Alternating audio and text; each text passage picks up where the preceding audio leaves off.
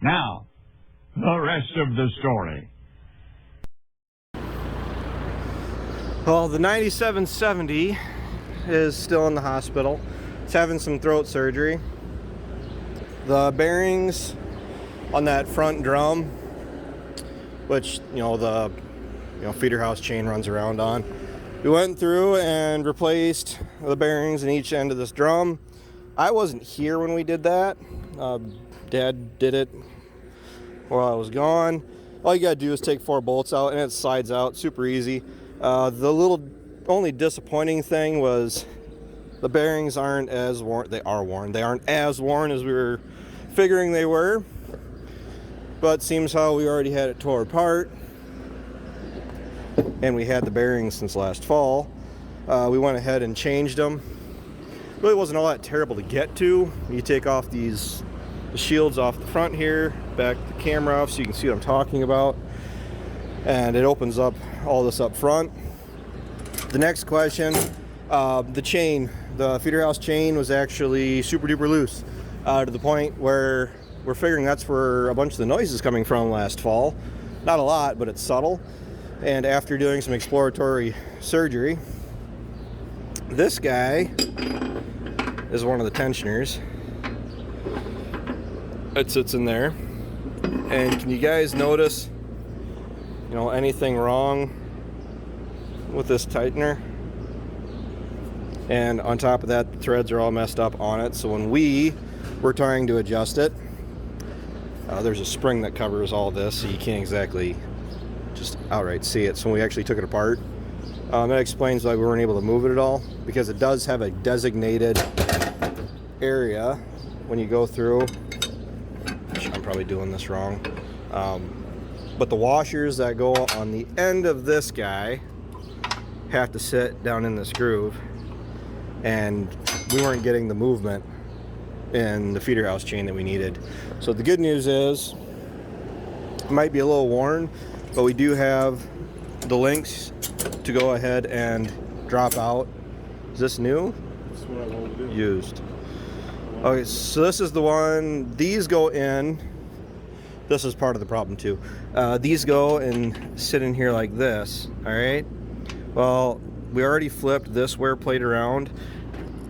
If you guys can see, it is grooved out on top. I mean, what did? So that had a 1/4 inch groove in it. I mean, very clear. This did, but this right here, you can feel it where it's been wearing.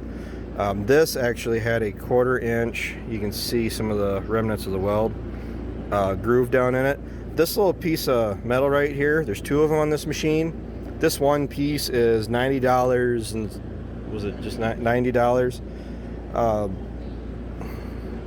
Welded it because it had a pretty bad slot in it from wearing right here, and ideally what we're going to try to do, but the problem is it's round, so it should be able to flex. Try to get it to where it's not sitting on that weld again, and hopefully we'll get a couple thousand hours worth of use out of it, and we good there. We got these are coming.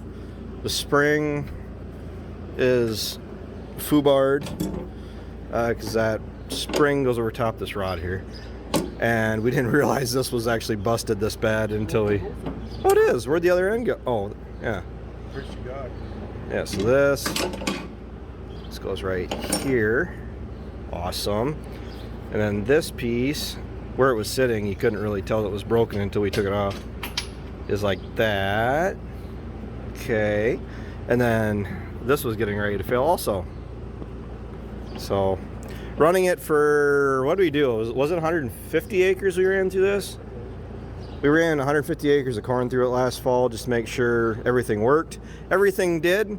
Now it's just kind of looking it over for any wear and tear, maintenance issues. And by running it last fall, it directed us to the feeder house, because that's where we were noticing potential issues, which that low, I don't know if it wasn't, was it even a vibration, or what was it making just a noise? A humming? Yeah, it was making a low humming noise, which for how much the chain was rubbing on the feeder house floor, that would do it. I don't have, hold on here. What? Oh. Yeah, so you can see this was actually hitting right there, right over here. For how much, well actually, where wasn't, I thought we had a spot where you could see where it was hit. Oh man, it's all dirty and dusty at the moment. But, no, the chain was making full contact with the whole floor all the way up, and to the point where all the slack was on the ground. There's no tension to it whatsoever.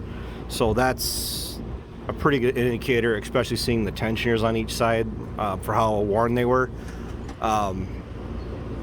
Lead us to believe that. But the tightening gauge said that it was set right. The spring. Yeah. But it wasn't moving. Yeah, and the reason we figured that was the issue is because they were bent. Just the one side though. That one was grooved though. They both were. So we're hoping we can get away from doing a new feeder house chain, because what did you say? The feeder house chain comes with two half lengths or offset lengths to take tension out, and we haven't done any yet. So it's got a fair amount of life in it. The slats, the grooves in them are pretty healthy yet. So rubbing on the feeder house floor was definitely a wear point, but the biggest thing you don't want to have happen is the feeder house chain and throw it up into the back of the machine, because that was the 6600 that's happened before, where the feeder house chain broke and it threw the feeder house chain back up into the cylinder, and that's nightmare fuel. Yeah. So all right, that's all we got going on the combine at the moment. We're trying to pick up some of the rat poison and everything off of it, but as you can kind of see, I went a little excessive with it. We got a bunch of the bait blocks out, but there's like 6 still in the cab. And what is the dryer sheets? Yeah, we did the dryer sheets too. And as far as I could tell, none of the rat poison had actually been gnawed on. So yes, there is a little bit of corn in the feeder house I didn't get out. Yes, I'm the one that cleaned it up. It's not so much that you have to get every last kernel out. The thing that you got to watch for is getting all the dirt, dust, debris, residue, trash off of it, so you're not creating, a bed and breakfast where they have a place that the rodents can camp out, make homes, nests, and everything, and then go through and wreck everything. So we've been pretty fortunate there with the 9510 being able to do that. So, all right, talk to you later.